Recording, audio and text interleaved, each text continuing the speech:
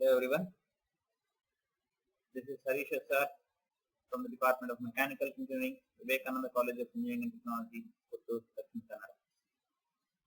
Today I will be dealing with the subject Automobile Engineering, Module 3, Ignition Systems. This presentation deals with the different types of ignition systems, their advantages and disadvantages. All the narrations and the details have been referred from a textbook on automobile engineering by Dr. Kirpal Singh, Volume 2. Ignition system. The function of the ignition system is to produce a spark in the engine cylinder towards the end of the combustion stroke.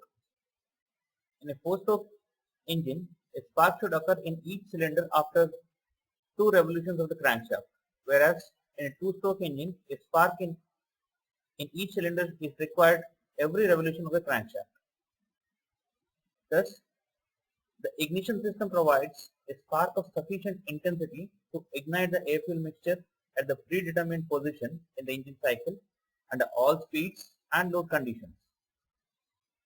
For example, a 6-cylinder 4-stroke engine running at 5000 rpm requires 15,000 spark per minute, which has to be timed very accurately for the good running of the engine.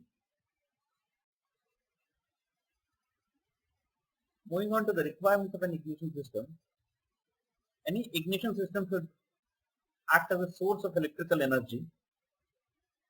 It should be able to produce the spark at the spark plug regularly, and it should be synchronously timed with respect to the cylinder piston position at all speeds and loads on the engine.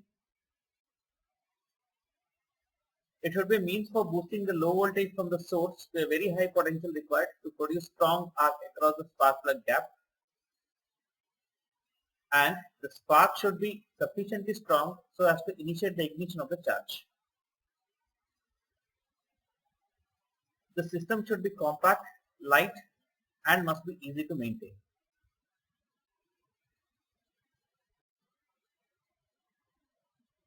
Coming to the type of ignition systems, the ignition systems can be broadly classified into point type and solid state ignition systems. In any ignition system, for the spark to occur, a low voltage primary current has to be transformed into high voltage secondary current.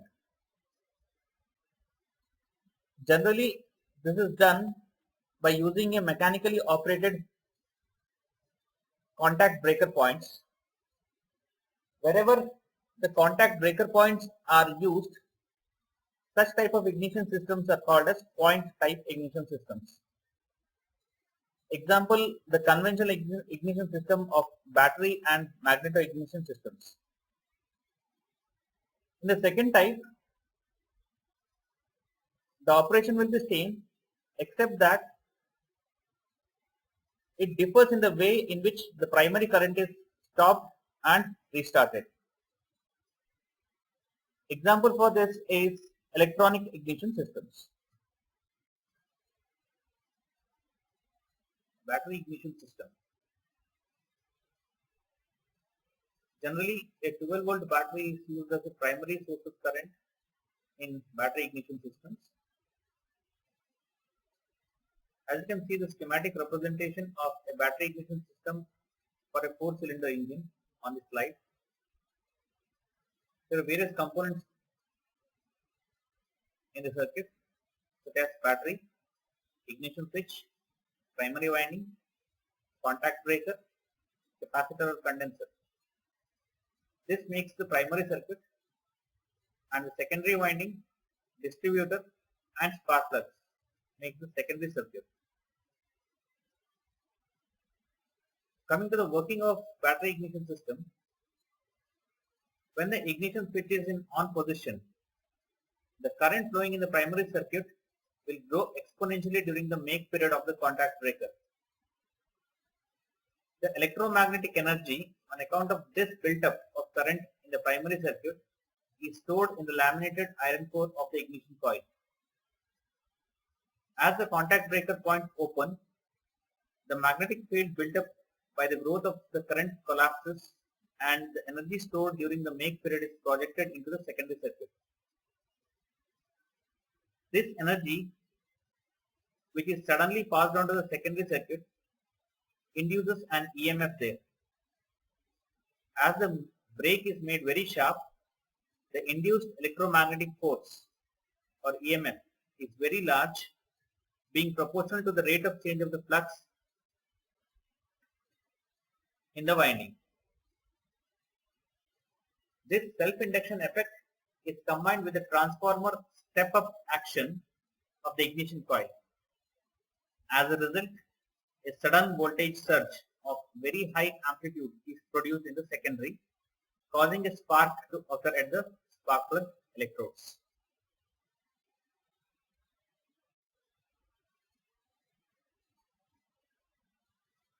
The main components of the battery ignition system are battery, ignition coil, contact breaker, condenser or capacitor, distributor, and spark plug.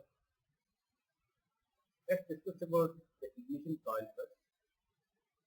The ignition coil is simply a transformer with certain characteristics making it suitable for its special use, but impairing to some extent its efficiency as a transformer. It serves to convert the relatively low battery voltage into high voltage. The primary winding consists of 200 to 300 turns of thick wire of total resistance about 3 ohms, while the secondary is made up of a large number of turns about 15,000 to 20,000 of fine wire. As the voltage difference between the adjacent turns is small, only thin insulation is required and enameled wire is used for this purpose. However, there is a sufficient voltage drop between the layers, and for this paper insulation is used. The whole assembly is then impregnated in wax under vacuum to remove any air pockets or submerged in thin insulating mineral oil and hermetically sealed in an aluminum case. The oil acts as an insulator to prevent high voltage arcing within the coil. Hermetic sealing prevents entry of moisture into the coil. The core is formed of either laminations of silicon steel or annealed iron wire insulated by varnish from each other.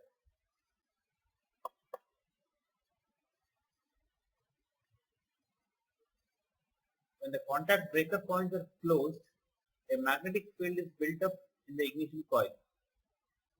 The opening of the breaker point causes the magnetic field to collapse suddenly, as a result of which high voltage surge is induced in the secondary winding, and this voltage causes a spark to jump across the spark plug gap.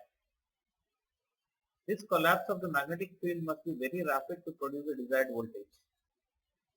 This is achieved with the help of a condenser or a capacitor. Without the use of a condenser, the energy stored in the coil in the form of magnetic flux would be dissipated in an arc across the points, and no high voltage surge would be induced in the secondary winding. The condenser momentarily absorbs the current and brings the flow to a quick stop, causing the magnetic field to collapse rapidly.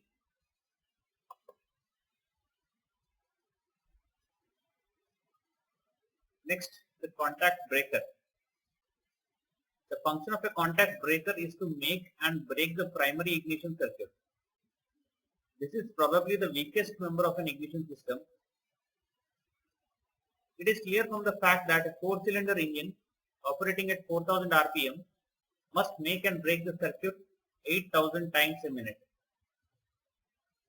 Therefore, the essential requirements of a good contact breaker are: the contacts must be open and close at correct time, the contacts must close without a bounce, the contacts must open without a fling, excessive oxidation of the contact should be avoided, the corrosion of the points should be minimum.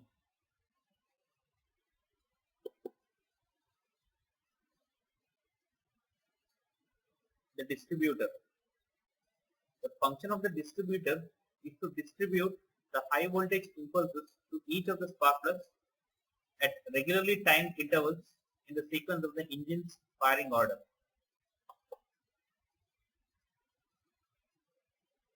Spark plug. Next to the contact breaker, spark plug is probably the weakest part of the ignition system. It is mounted on the combustion chamber of the engine, where the working conditions are severe. The requirements of a good spark plug are very high resistance to current leakage, continued maintenance of the proper gap under all conditions, gas tightness, resistance to corrosion, and sufficient reach into the combustion chamber.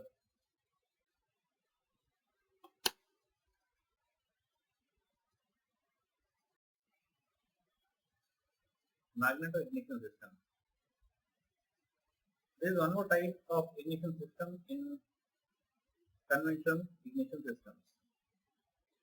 Such type of ignition systems are available to see in bikes, where you start it with a kick. Such ignition systems are known as magneto-ignition systems. The main difference between the magneto and battery ignition system is that in battery ignition system, the current in the primary winding is supplied by the battery, whereas in the magneto ignition system, it is the magneto which produces and supplies the current in the primary winding. Magneto is nothing but a special type of electric generator. The battery and ignition coil of a battery system are replaced by a compact magnet in magneto ignition system. Basically, there are two types of magneto. One is rotating armature type, where you have a rotating coil and a stationary permanent magnet, and the second one is rotating magnet type, where you have rotating magnets and a stationary coil. First, we will discuss about the rotating armature type. As shown in the figure, it consists of a permanent magnet fitted with two pole shoes. Between the poles is a rotating armature carrying the primary and the secondary windings. The primary winding, like the ignition coil, consists of a few hundred turns of thick wire, whereas the secondary winding comprises of some 1000 turns of thin wire. The contact breaker and condenser are also inserted into the primary circuit and rotated with the armature. To understand the working of this type of magneto, you have to understand four different positions. That is the two horizontal positions of the armature winding and the two vertical positions with reference to the figure. Starting with the present situation of the figure, horizontal position. At this point, the flux passing through the armature core is maximum. Similarly, the opposite side also, but in the opposite direction. But when the armature is at 90 degrees, that is vertical, the flux through the core is 0, but the rate of change of flux is greatest here. So it is at this point the contacts are suddenly broken, which produces a very rapid change of flux, and a high voltage surge is experienced in the secondary winding, which is sufficient enough to establish a spark at the spark plug points.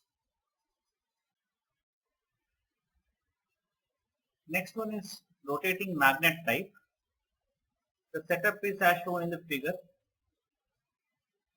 The principle of working is virtually the same as that of rotating armature type as explained in the previous slide. However, in this, it is the magnet and not the armature winding which rotates.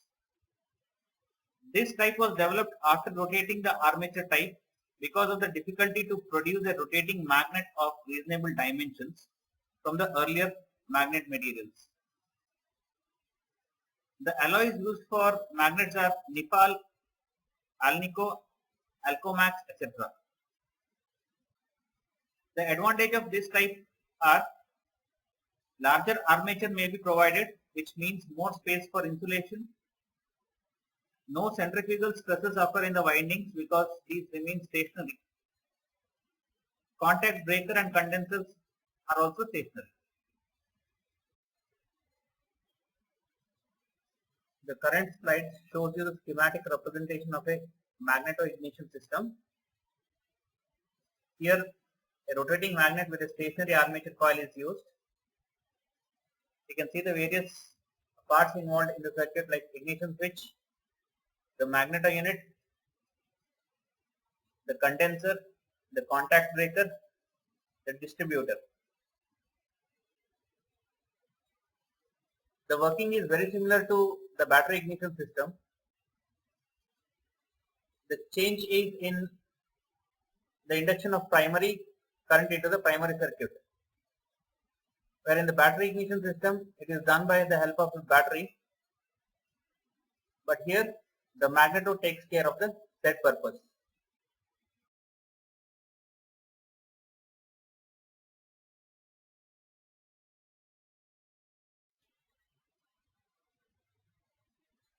Apart from the two ignition systems studied earlier, electronic ignition system is considered as a modern ignition system, which caters the need of the modern automobiles. Before understanding the working of electronic ignition system, we'll discuss about the need of electronic ignition system. To understand the need, we need to highlight the disadvantages of the conventional ignition system. As you are aware that the conventional ignition system had so many mechanical rotating parts which needs regular maintenance in order to have a specified output, which was the major disadvantage in the conventional ignition systems. And also, the modern day automobiles demands more effective and accurate output, which again is a problem by using the conventional ignition systems. Therefore, the electronic ignition systems came into existence. The contact breaker points were replaced by some sensors to make and break the circuits. There are other advantages also with respect to electronic ignition system, is that the life of the components associated with the ignition system, like the spark plug, etc., are improved by 50% in electronic ignition system. And this modern ignition system is more reliable when compared to the conventional ignition systems. Electronic ignition system. The figure on the slide shows you the schematic representation of an angular sensor-assisted electronic ignition system. The main components are the battery, ignition switch, electronic control unit, also called as engine control module or ignition control module, armature, ignition coil, ignition distributor, and spark plugs. Coming to the armature, the contact breaker point of the battery ignition system is replaced by an armature, which consists of a reluctor with teeth, that is a rotating part, vacuum advance and a pickup coil to catch the voltage signals. The electronic module receives the voltage signals from the armature in order to make and break the circuit, which in turn sets the timing of the distributor to accurately distribute the current to the spark plugs.